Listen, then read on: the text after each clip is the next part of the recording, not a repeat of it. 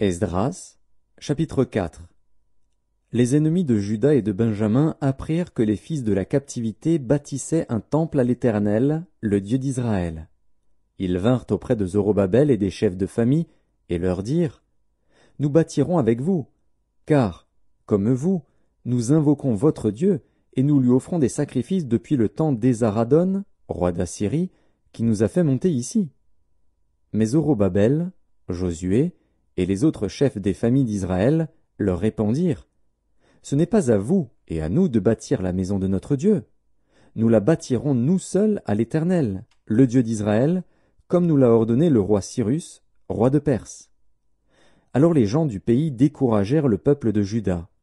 Ils l'intimidèrent pour l'empêcher de bâtir, et ils gagnèrent à prix d'argent des conseillers pour faire échouer son entreprise.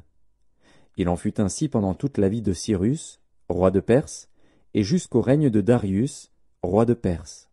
Sous le règne d'Assuérus, au commencement de son règne, ils écrivirent une accusation contre les habitants de Juda et de Jérusalem. Et du temps d'Artaxercès, Bishlam, Mithrédas, Tabil et le reste de leurs collègues écrivirent à Artaxercès, roi de Perse. La lettre fut transcrite en caractère araméen et traduite en araméen. Réhum, gouverneur, et Shimshaï, secrétaire, écrivirent au roi Artaxercès la lettre suivante concernant Jérusalem.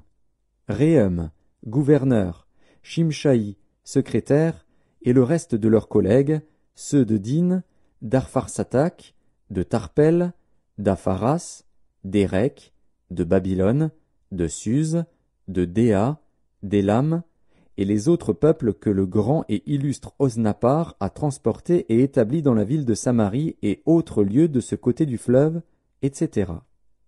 C'est ici la copie de la lettre qu'ils envoyèrent au roi Artaxercès.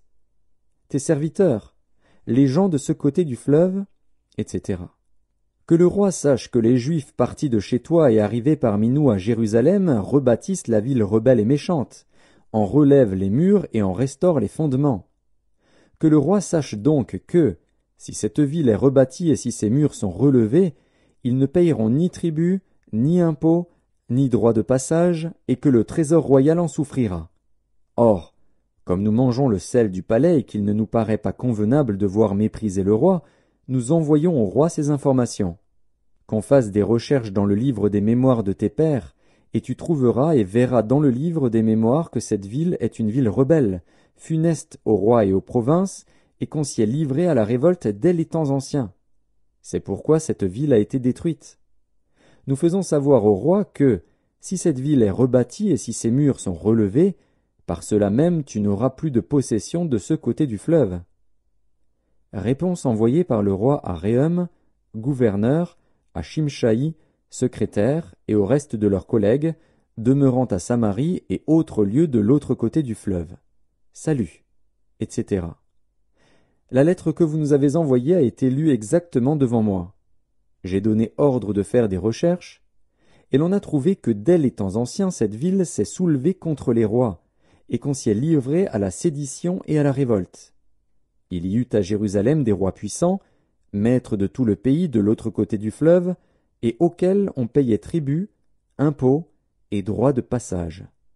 En conséquence, ordonnez de faire cesser les travaux de ces gens, afin que cette ville ne se rebâtisse point avant une autorisation de ma part.